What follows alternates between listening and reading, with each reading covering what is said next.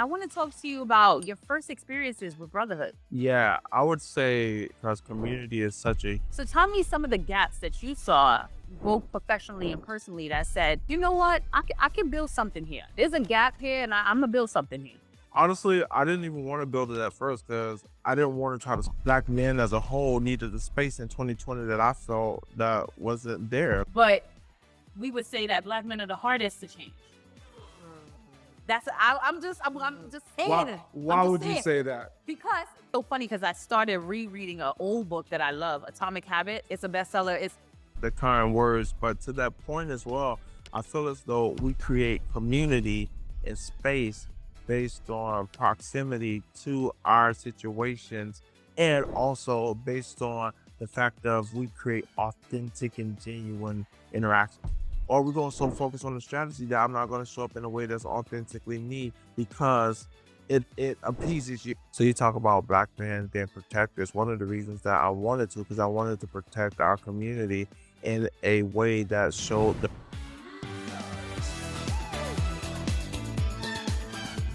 Hi everyone, welcome back to another episode of How Do You Design? And in this episode, we explore the word brotherhood with the founder and CEO, Black Men in Tech, with Kham Ward.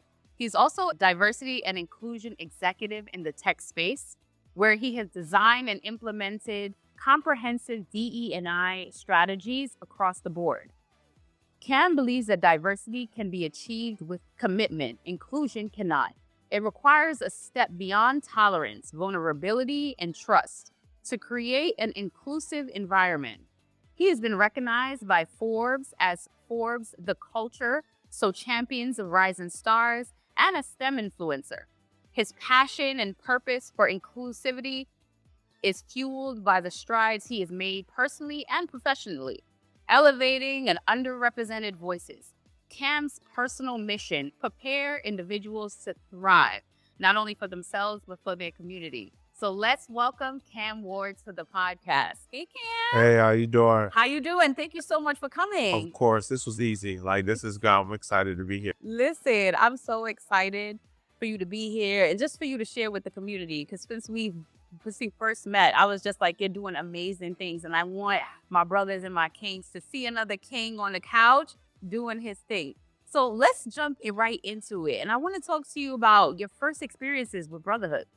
Yeah, I would say if we can tweak that word brotherhood and call it community, the reason why, because community is such a huge part of one's existence, right?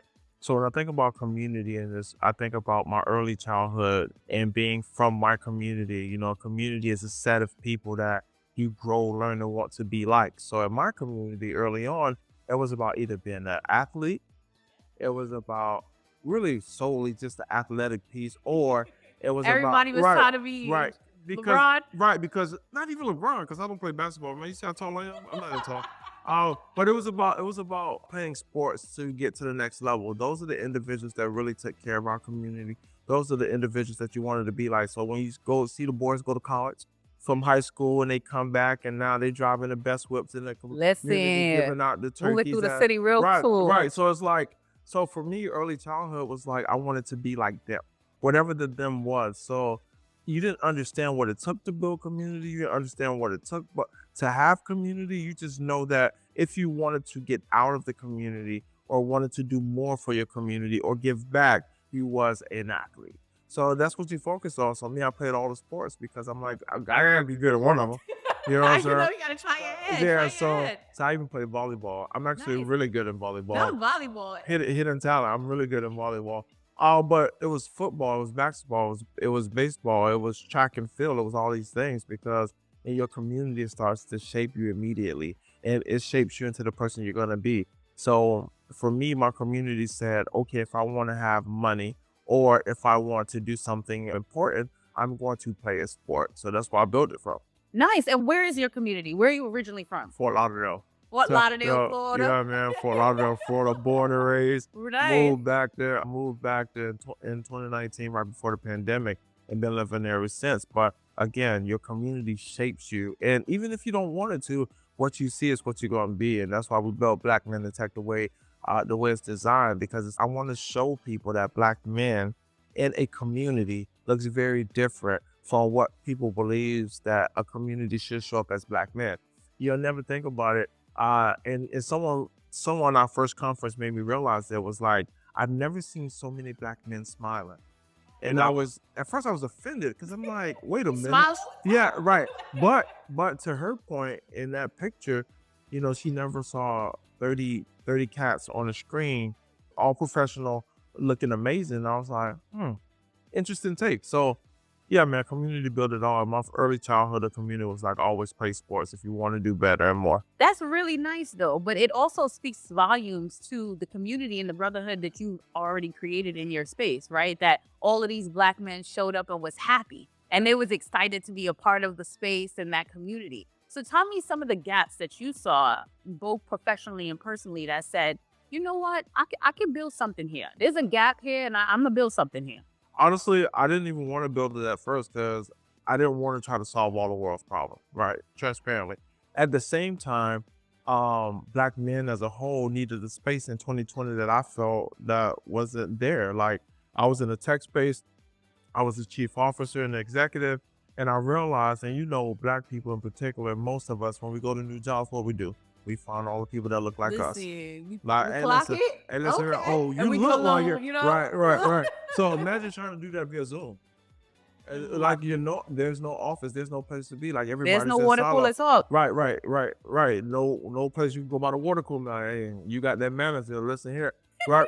So for in 2020, I was like, we have to find a way to make this make sense, right? So for me, it was about finding a community and finding all the black men. And at the time, at the company I was at, it was like about 16 or so of us. Nice. like, Listen, man. that's a big number. Right? That's So a big number, but especially look, in technology. It but- usually be like 3. Right, but the wild part is none of them really knew each other.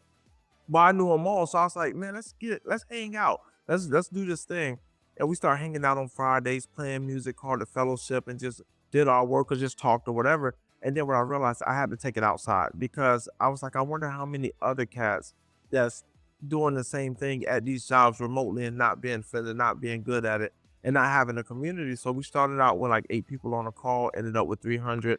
Now we look up, just our 5th year, we have over 64,000 people that we could reach at any given time doing the work. So that's really Listen, and don't play small with them numbers. 64,000 people in your community just rocking out, feeling that sense of fellowship, that sense of unity. You know what I mean? So tell us more about, I'm glad that you saw that there was a need to fellow and to be together. But tell me some about those hardships in building that, right? Because I think I always say that I'm a passionate dreamer, but to dream and see something that like you fell into this, you were like, no, this is needed.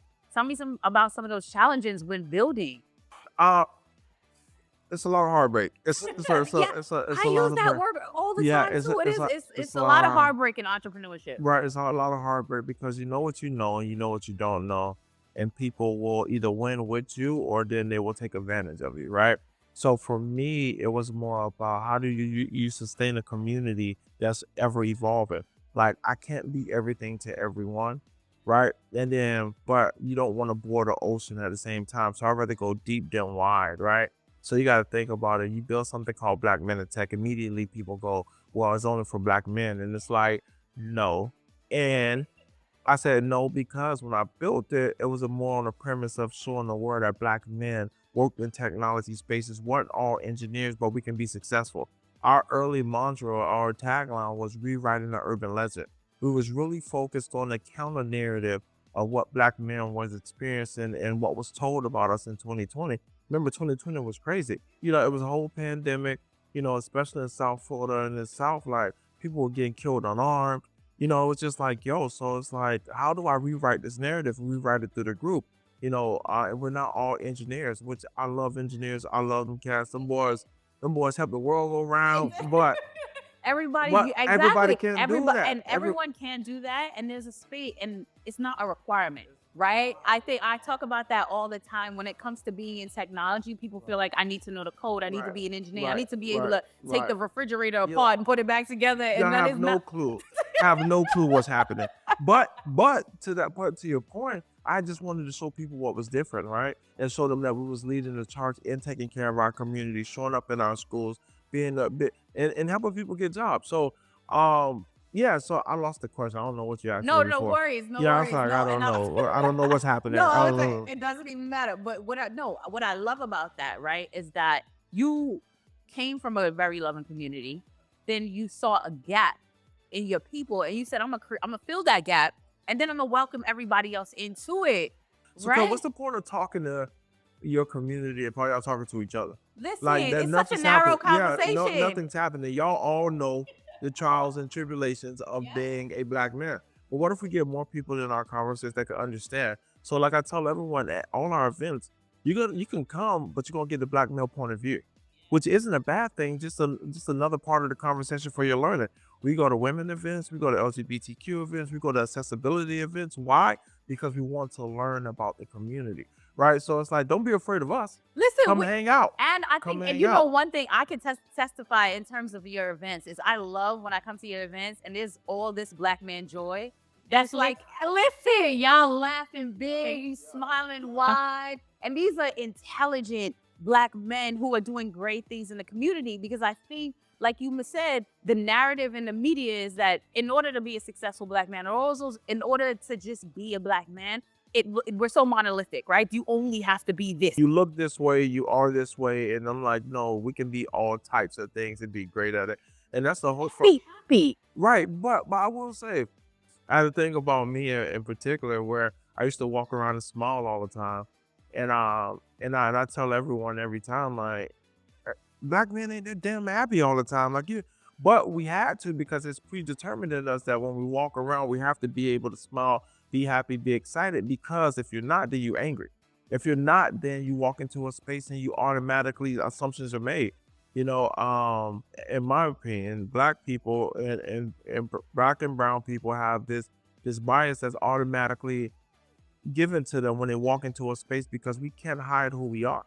We can't do that. And no knock on anybody else is talking about our experiences that we have to go in with preset already determined, walk into your next Yeah, meeting. with a mask, essentially. Right, because you kind of trying to figure it out. Now, cats would be like, well, I don't have to. I can be my authentic self, and kudos to you all. Great. Yeah, exactly. Right. That's nice. It's I nice love that that. I love that for you. But at the same time, most people have to. So when you walk in, you got to smile, and you walk in, you got to do things like, I'm not really that damn happy all the time.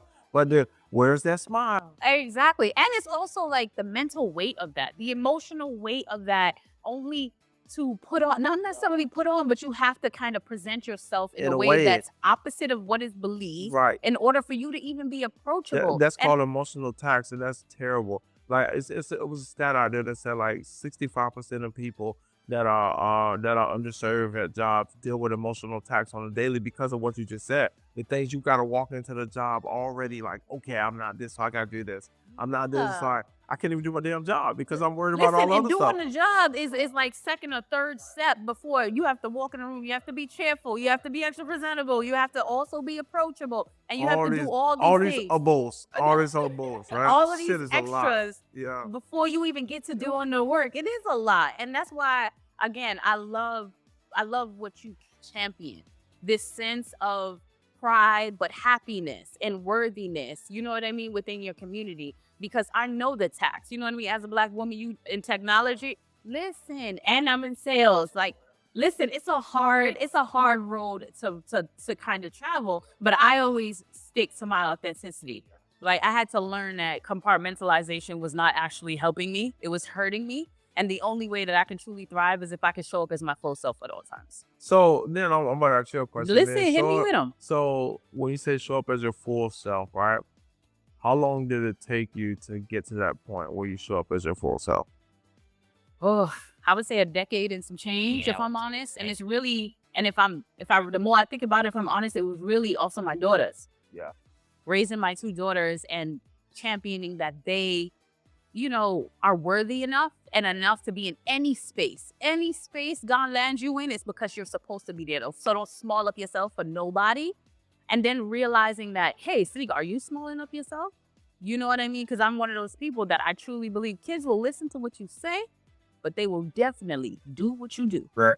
You know what I mean? So it definitely was a mirror back to me that's like, Sneaker, are you really showing up as your full self in these spaces? And then you also have to gauge what full means, right? Because not every one and every space is worthy of your full self. Let's be for real. You know what I mean? Sometimes you go in there to get the job done. You're having a discussion about the deal or about the task or about the strategy, and that is the primary for the discussion. So me showing up as my full self is not necessarily on the agenda. What's on the agenda is the objective, the strategy, and the execution. Point blank, period. And how do I do that in a way that I don't feel like it's compromising myself? Because those are the two. I always say I hate living in a gray space. I don't do gray. It's black, it's white. So to me, it's full or it's execution. Right. So then think about it with a layer of you lead diversity strategy for an entire company. Yeah. And then you also a black man. You're also a bald head. You're also a former athlete, right? So you're bigger than everybody in the space, right? And then add that on top of what you just said, right? So navigating for me, that's why I asked you about authenticity. So navigating authenticity is like so many layers, right? Because to do diversity work, in my opinion, you have to be able to make people feel comfortable. Well, Step one. right. Well, their comfort level might rub you the wrong way because it might not be your belief system. But how do you change hearts and minds if they don't see you as comfortable? So think about talking to individuals, hiring managers, people, decision makers, and trying to change their heart and mind and make them feel comfortable at the same time to be their authentic self. I used to walk into a room and they said, "Bring yourself to work, Cam." I said, "Well, what side you want? You want the side that listened to Jeezy before he got here, or the side that, or the side that listened to Jason Aldean? Which one you want? You want Big Green Tractor, Cam, or no?" Because again, I'm a multi-layered person. Yes, as we all are. Right. As So it's we like, all so are. right. So for me, when I think about authenticity now, I just say, yo, I'm gonna show up as me, and y'all got to deal with the rest. Yeah. If you like it, you like it. If you don't, you don't. But it still make people feel comfortable. But it's like, I think we get caught in, we meaning me, I'm not speaking for anybody, choosing which lane. So it's like, what part of authenticity that you are? Am I not going to have my authentic Caribbean accent because you're not going to understand it, but it's truly how I want to talk? You know what I'm saying? Or are you not going to, or we're going to so focus on the strategy that I'm not going to show up in a way that's authentically me because it appeases you. You know what I'm saying? And we get at me. I used to get caught in that a lot. But now I just be like, I'm gonna be who I am. That's why I ask you about authenticity, because that's always a hot button topic for me to talk about. Where is your authentic self and what are you doing with it? Yeah, but for me, the gauge is compromise. If I feel like I'm compromising too much of who I am and my belief system and my integrity, then authenticity don't live here at all. You gotta have a value system. So that's to me. That's the balancing act between authenticity and it's compromise. It's if I have to bend too much and I'm turning the blind eye to too much, I'm like, this is not for me. Me and the Lord, we gonna have to step on that. But then It's difficult. It's difficult, especially when you're in sales and you're building Right. businesses and Right, you're building exactly. partnerships. Exactly. It's difficult. I'm not Exactly. telling you it's easy at all. Or are you in diversity and your whole job is to lessen the barriers for individuals to interact holistically, right? And you like, and they say things like, "Hey, Cam, you're one of us. And we can say this," and it's like, you really can't say this. You know what I'm saying? That's still inappropriate. That's still very That's still inappropriate, right? inappropriate. But because of that, I can go back to you later and say, "Hey, listen, this is why this is problematic," right?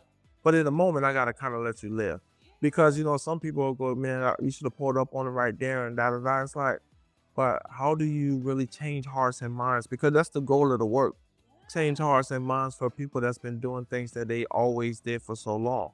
Like, you can only self-correct when they're open to hearing it. Outside of that, you're talking to people. Yes, and to me, I always felt that way too when it comes to diversity and inclusion. It really has to do with willingness, not only from our community, but for the people that are not in our community. Come on, you have to our be. allies. There has to be a willingness to Yes, learn. I agree. A willingness to be comfortable and uncomfortable. So you can't necessarily come to the table like more more action based. Like, I'm Yeah. gonna do this. I'm gonna be a part of you. It's more actually humble. Yeah. It's more. You got to figure it out. Yeah, And it's more willing to ride the wave, because when it comes to diversity, when it comes to the matters of people, you have to be willing to be empathetic. 100%. Do you understand what I mean? 100%. And the I don't know why we're going this way, but it's a really good conversation.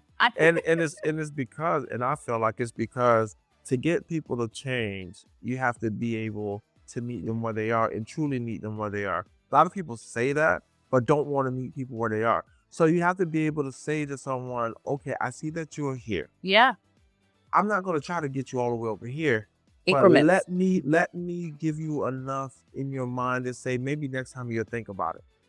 You know what I'm saying? I call it pricking people in the heart so that they too next time make a better decision. So they say, you remember Kham said this, I think I should consider it. Or that. I'm not trying to say you should go make a new strategy. And even with allies sometimes they take up space in a row. And you have to back them down a little bit because you like, we first need to build a foundation for you. Like, I don't need your help immediately. I just need you to go tell the rest of them. Right, but I need you to go tell the rest of your friends why this stuff matter. I don't need you to stand in our meeting and tell me what we need. But because it's with good intentions, they find those spaces in themselves. So for me, it's more so about how do you level the playing field for everybody, where it's that willingness, but also it's that opportunity to grow and learn. But see, as a Black man in this space, right, I feel like, just to play devil's advocate, I feel like devil don't need no advocate. Devil don't need no advocate. But we would say that Black men are the hardest to change. That's I'm just saying it. Why would you say that? Because I think it's multi-layered. Multi-layered. I'm just saying. Let's see. I'm gonna stand on business. But no, I say that lovingly because I think. Listen, of course, I'm cleaning up. I say that lovingly because I think that, like women, men are also layered, and I hate gender wars, so that's definitely never gonna happen ever in life. Because I need me a Black man. But I say that because a lot of people, based on their culture, based on how they were raised, men look like X. And in order to be a man that's respectable in this world, you have to be X. And even if X doesn't align with your heart, even X doesn't align with the way you want to live, because you don't even know another way, that's all you have to be. And that's why, to me, I always look to you as like, you have a good sense of brotherhood, because I've seen 10 men sit side by side with you and laughing and talking about real things and saying, oh, Kham, I'm glad you had a space. I'm happy. They talking about their wives. They talking about their kids. They're talking about their opportunities. They're talking about their failures with you. I have seen it with my own eyes. So that's where I'm saying that you've created a space for brotherhood where X is not the only mark. Right. So to that point, I appreciate the kind words, but to that point as well, I feel as though we create community and space based on proximity to our situations, and also based on the fact of we create authentic and genuine interactions. And I call it community because what you just said, I've heard that from people that are allies in the community. Kham, Black men in tech make it safe for us to come be a part of your community, because in my opinion, it's more about the authentic, organic, genuine interactions among people. So people don't, in my opinion, I'm sitting in different seats, so I want to make sure I always tell from my point of view, people don't come to our interactions, our events, whatever, looking for something transactional. They come looking for a home, a family environment, whatever. And what they get is a great vibe. So now you want to continue that, and that community is built. That's why somebody could come up to you and say, hey man, I got this strategy. I don't know how it's going, can you help me? And it's literally, can you help me? Yes, I can help you. Why? Because I want to see you win. It's not about, oh, what can I get? How much that costs? It's like, no, I want to see you win. But guess what? I'm going to follow up with you too. I'm going to make sure you good. You know what I'm saying? Hey, hit me. That's like, you come to our event and it's like, everybody pull out their cell phone. I remember one time, this is wild. I remember one time at a conference 2 years ago, we did an all-white yacht party, right? Subtle flex, all-white yacht party for the VIP ticket holders, right? So we had a yacht about 200 people, executives, VIP members, whatever. And it's really nice, right? I sat back in the room, in the edge of a room, and I noticed that everybody, and it was the executives and everybody had their cell phone out. And then I walked around, nobody was giving their LinkedIn out. Everybody was giving their cell phone number out. And it's because you make people feel comfortable enough to be their authentic self, and they want to make real relationship. Not saying LinkedIn isn't a great deal, but LinkedIn is like, Numbers. It's numbers and right, transactions. it's like, yo, but I really want to get to know you. And I think that's what we build at Black Men in Tech, is that it's an opportunity to want to learn, want to grow, but want to do it together. And I could talk about you, about my failures. I could talk about you why I didn't get that job, but then I could also say, hey man, I got this job over here. Let me refer you. I know the person over there. You know what I'm saying? And make it make sense that way. So I think that's what build a community at the foundation, and not just, oh, another thing. Yeah, no, for real. And that's why I love that synergy that you create all the time with brotherhood and community. I really love that synergy because I want to highlight both. Do you understand what I mean? Because I feel like there aren't as many images and spaces and highlights on the fact that a brotherhood is a community. It is. Like, you know what I mean? A brotherhood is a community. And the way that you've built brotherhood, in my perspective, has added this level of backbone to the community. Do you understand what I mean? Because I know when I've seen you at many different conferences, when I see you and all the guys in the Black Men in Tech tees, I know I'm good. Yeah. You know what I mean? I know I'm good. I know where we going to next, what's happening in the space. Exactly. And I always say not to amplify this stereotype of like Black men are hard and protectors and blah blah. But yes, y'all are protectors. Y'all are knowledgeable. Y'all, you watching my 6 and my 9. It is true to that sense. But I love that you are doing it while smiling. You are doing it while educating people. You are doing it while connecting people. Like, you are true in the space. And that, going back to that taxation that we have to do in the corporate spaces, you guys have created spaces where that taxation isn't a tax. It's a glow. It's the ecosystem that y'all create in these events. And I've seen your events. Listen, Afrotech, their event had the line down 2 blacks. And I'm talking 2 Houston blacks, which make New York blacks look low. You guys bring the people. You know what I mean? And it's just not bodies and spaces. They are grooving, they're talking, they're connecting. And there's never a matter of safety. It's a very pure sense of happiness. And it's all about intentionality around, what you build and how you build it, because people can build it a bunch of different ways. When I built Black Men in Tech, it was all sense of community and a sense of care. So you talk about Black men being protectors. One of the reasons that I wanted to, because I wanted to protect our community in a way that showed the growth and opportunity. That's why at elementary schools, we go and read to students. We got a goal this year to read to about 55 elementary schools all over the country. The reason why we read into elementary school students, so we can show them, hey, you know that game system that you always play? You know that thing? That is tech as well. That's a multi-billion-dollar company. You need to go do that, right? And just being able to interact at the lowest level, which is our K through 12, all the way through the executive to senior level. Because throughout the ecosystem, we need to be a strand and interwoven into all the systems organically in a way that works. So for me, what you just talked about is a byproduct of the intentionality of how we show up. You know what I'm saying? Like when we go to conferences, it's intentional why you see 10 of us, all in Black Men in Tech stuff, walking around, because we feel like when we make moves in a large group like that, having fun, laughing, or whatever it is, people take notice. And it's not necessarily us saying, look at us. It's more so, watch how we move. Yes. Which is very different. Yeah. You know what I'm saying? So, and that's the hope, man. Black Men in Tech is really going to thrive on the space of making sure we stay intentional and stay mission first. For sure. So tell me some of what's coming up next. 2025, you're here, and things are moving and grooving. Your community is growing. Tell me, what's up next? What's up next from Black Men in Tech? So I'm really excited because this year we're building chapters for the first time. All right. With the community growing in a hyper growth space, it's like, what more can we do for our high engagement cities? So we're building chapters. We have one in New York, one in New York, New Jersey. Sorry, it's 2 parts. New York, New Jersey, South Florida, Dallas, Fort Worth area, Atlanta, Charlotte, RDU. All right, so we're building 5 cities. So we're going to do programming in those 5 cities because it's really high engagement for us. This year is also our 5th year.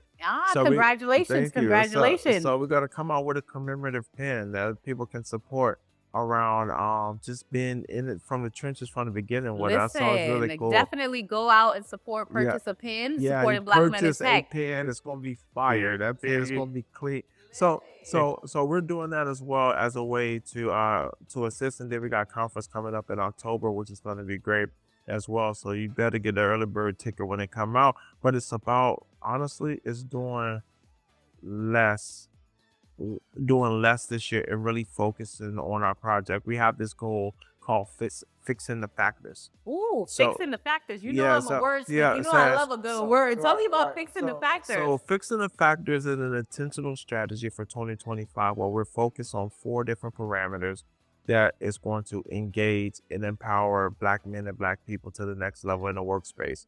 So we have mental health support, right, which focuses on everything mental health and physical health, but more so mental states. We also got our retention support. So not just getting a job, but keeping a job. How do I not get you on a pimp in the first 90 days, you know? Because you get the role, right. You get the role, and then next thing you know, you're on a pimp. You know what I'm saying? Yeah. So how do we? Right. So how do I help fix that factor? How do I give you professional development level up so you are good in that one? So how do I do that? We're doing that as well. The third one is about access to networks and community. How do I say, hey, put you in spaces where you have networking opportunities, access to communities, that sort of thing. And the last one is representation. How do I show you're made to be in this space, right? How do we have an intentional conversation where you say, you know what, I can do that too. So our 2025 strategy is around fixing the factors where we're intentional about those 4 things. And we're gonna really dive deep into that this year. So I'm really.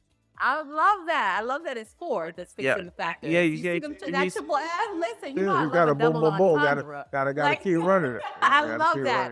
Before we let you go, you know, here on the podcast, we are lovers of music. Okay. We are lovers of music. And you know, Vibe of the Week is all about the music that is in your bloodstream, that's keeping you bopping all week. That's, you know, keeping your spirits up when factors outside of your control is trying to, you know, mess with you, trying to get in your membrane. So tell me, what you vibing on this week? Man, that's a loaded question, right? So it literally depends on like Hour? Yeah, I mean, shit, sometimes it's the minute, right? It's like what I'm about to walk into right now. All right, so I'm gonna give you a couple different like artists and like different tracks that's in the queue this week. So, all right, so I'll start out with Boss Man D-Lo. Tell me about that. I'm listening to my man's right now. I think I love his flow, loves what he's doing, and I love his track to hit. So I'm listening to Boss Man D-Lo. Okay. I'm listening to Jeezy right now. Okay. I'm also listening to my down south music. I'm listening to Trick Daddy. Yeah. You know. Oh my gosh. Yeah. Listen. You don't shout know out that? the whole slipper. Yes. Shout out the whole Not slipper Trick slide. Daddy. Yeah, I'm listening to Trick Daddy. Slipper Sign. You Hey, so Florida. It's Hey, so listen, funny. hey, listen, Ted Lucas is like one of my like mentors. Like I love that guy. So shout out to the whole clique at Slipper Slide. I'm also listening to we talked about Tennessee whiskey. That's my jam. I'm into it. It depends on where I'm at in the moment. I'm loving his playlist. Yeah, It's right. taking So, you high, it's yeah, taking you right, low. right. I'm loving his playlist. So I'm listening to that as well. I can keep going. I'll give you a couple more. I'm listening to Bob Marley. I'm a Bob Marley fan. Listen, you know me, I'm Baba 101. The legend, Yeah, the listen legend to- Alvin could just play in the back of my mind for days. So I'm listening to that, and then I'm listening. I definitely go gospel. So I'm listening to Zacardi Cortez.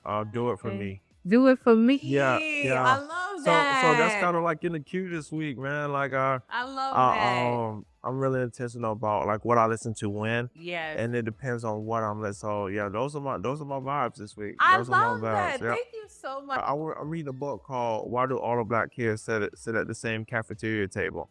It's by Beverly Tatum, and the reason why she wrote the book basically saying it's about, is it self-preservation or self-segregation?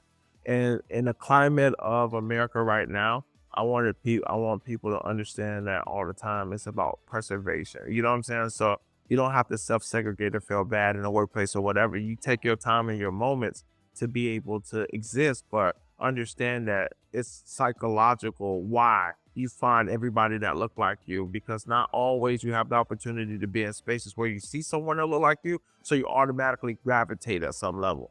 So, and the way that the country going right now, it's like always good to like if you haven't read it, read it. If you have read it, reread it, because now you see it from a different point of view. Yeah. At the end of the day, what we're looking for truly is comfort. Yes. We're looking to be seen and we're looking for comfort. And I don't feel like that should be diminished in any way, especially in today's climate. No. And if you're gravitating towards the person that has the same color as you at the water cooler or on the Zoom and you see the little picture, gives you a sense of comfort and to be seen, why not? It is so necessary and it's so useful. And no, I love that. Come on with a book, because you know I love me a book. Hey, listen, read it. Hey, no, you gotta read it. You gotta read it. Because, no, I'm adding that to because it's important to be able to just talk about the difference between self-preservation and self-segregation.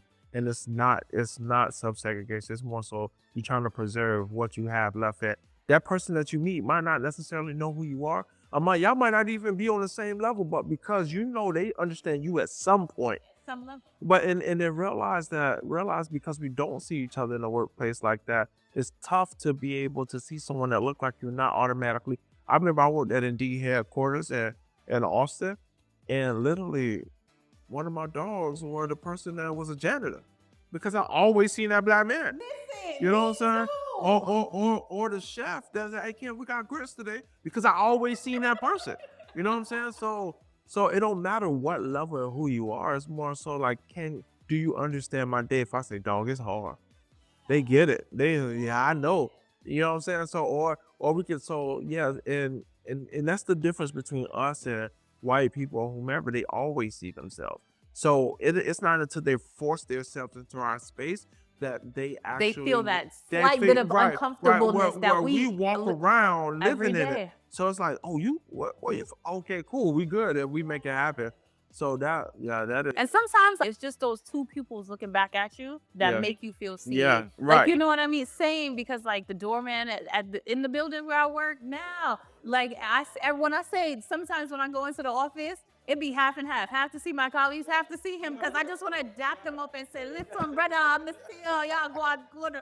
You know what I mean? Like it matters to me. It matters to me that he works there for so long. It matters to me that he took care of his family at this occupation. But it also matters to me that he is respected and seen. Do you understand what I mean? No, I love that, and I'm definitely gonna read that book. Yeah, that is awesome. Let me know what you do in the book, because I'm currently rereading it. Because it's just again different context now to it. And I'm like, yeah, this makes sense. Listen, I love that. No, I'm a booksmith. I own a library at my house. That's what I'm saying. You got to get to it. I'm definitely adding to that. It's so funny because I started rereading an old book that I love, Atomic Habits. It's a bestseller. It's because I'm really rereading it because I want to partially read it with my 12-year-old, because it's just too big for her capacity. But I want her to learn habit stacking. Habit stacking is a clutch. I love that vibe. It's a different. It's real different. I'm definitely putting the playlist together. I love that. I love that. The sounds and the rhythms that keep us going. It's so much not only who we are, but the things that motivate us, the things that pull at all those layers of us. So thank you so much for being here, exploring brotherhood and the synergy between brotherhood and community. Let's do it. You did the thing. Thank you so much. Appreciate you. And thank you so much for watching this episode of How Do You Divine? Remember to subscribe, like, share, leave us a review if you're listening to us on the podcast platform. We'd love to see it, or just hit, 5 stars, the only stars that matter. And we'll see you on the next one.